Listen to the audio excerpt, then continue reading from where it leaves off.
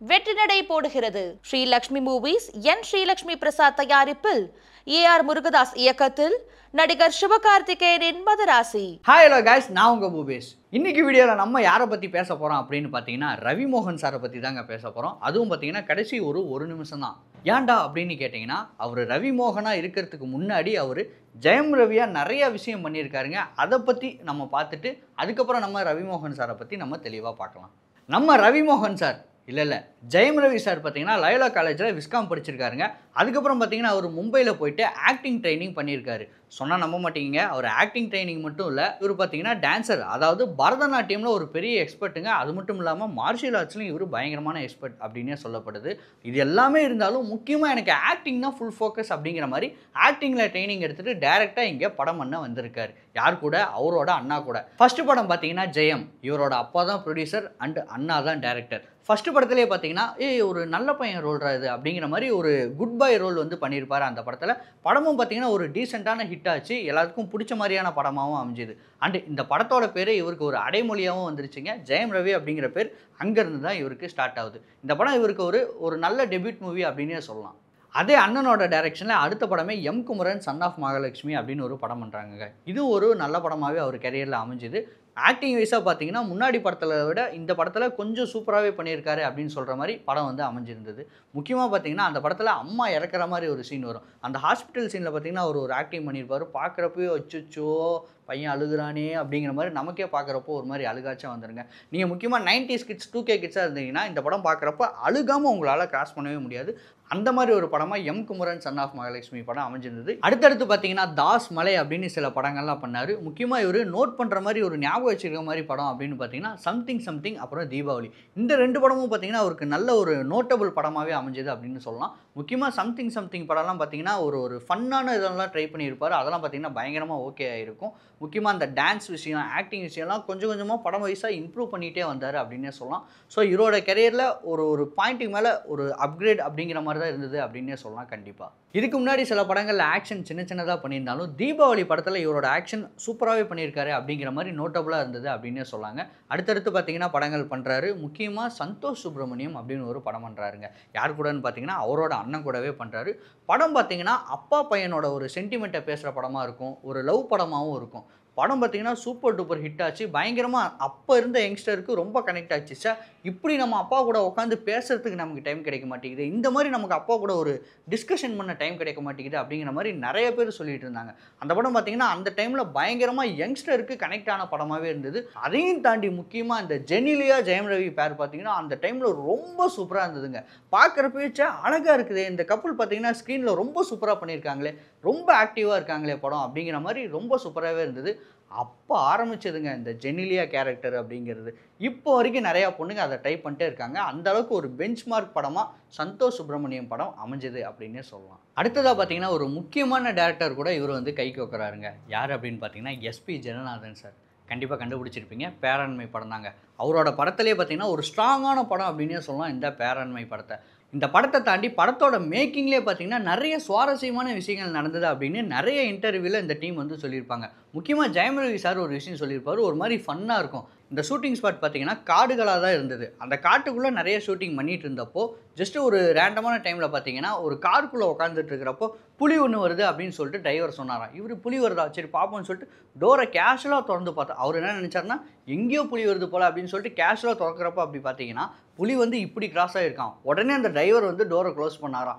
அவர் வந்து இந்த விஷயத்தை ரொம்ப ஃபன்னாக சொல்லி சிரிச்சுட்டு பேசிட்டு இருப்பார் அந்த ஒரு இன்டர்வியூவில். ஸோ இந்த மாதிரி இன்ட்ரெஸ்டிங்கான விஷயம் அந்த ஒரு ஷூட்டிங் ஸ்பாட்டில் நிறைய விஷயம் நடந்தது அப்படின்னே சொல்லலாம். அந்த இன்ட்ரெஸ்டிங்கான விஷயத்தையும் தாண்டி படத்தோட மேக்கிங், படத்தோட ஸ்ட்ராங்கான அந்த ஐடியாலஜி பற்றியுமே பேசி ஆகணுங்க.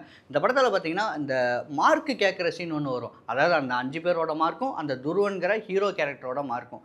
இதில் பார்த்தீங்கன்னா பயங்கரமான ஒரு விஷயத்தை ரொம்ப சிம்பிளாக பேசியிருப்பாருங்க.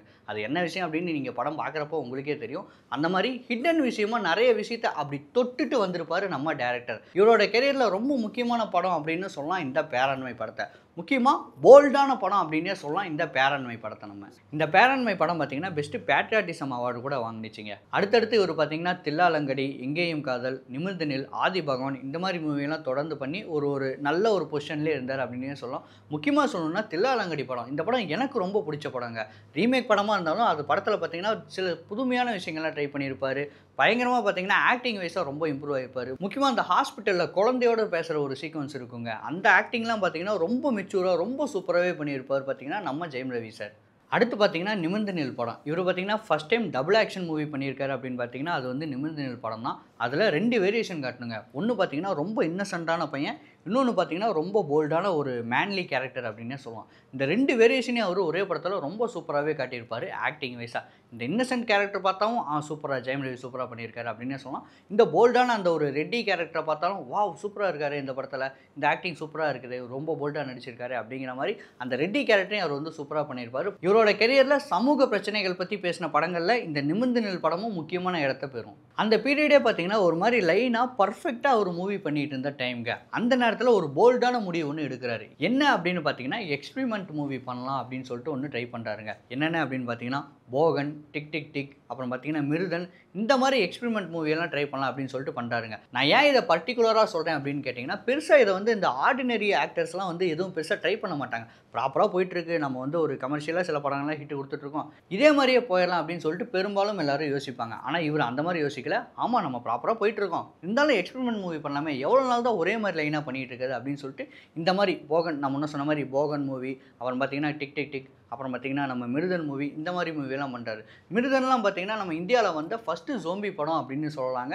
அந்த படமும் பார்த்தீங்கன்னா சூப்பராகவே இருக்கும். இந்த எல்லா படமுமே எக்ஸ்பிரிமெண்ட் வைஸாக ஓகேப்பா நல்லா ட்ரை பண்ணியிருக்காரு. சரிப்பா தொடர்ந்து வந்து இவர் எக்ஸ்பிரிமெண்ட் மூவி மட்டும்தான் பண்ணாரா அப்படின்னு கேட்டிங்கன்னா இல்லைங்க, சமூகத்துக்கு தேவையான படங்களும் அவர் தொடர்ந்து நிறையா பண்ணிகிட்டே இருந்தார். நான் முன்னாடி சொன்ன மாதிரி நிமிர்ந்து நில், தனி ஒருவன் மூவி, அடங்கமொரு மூவி, அவரோட கெரியர்லேயே பார்த்தீங்கன்னா தனி ஒருவன் பற்றி நம்ம பேசி ஆகணுங்க.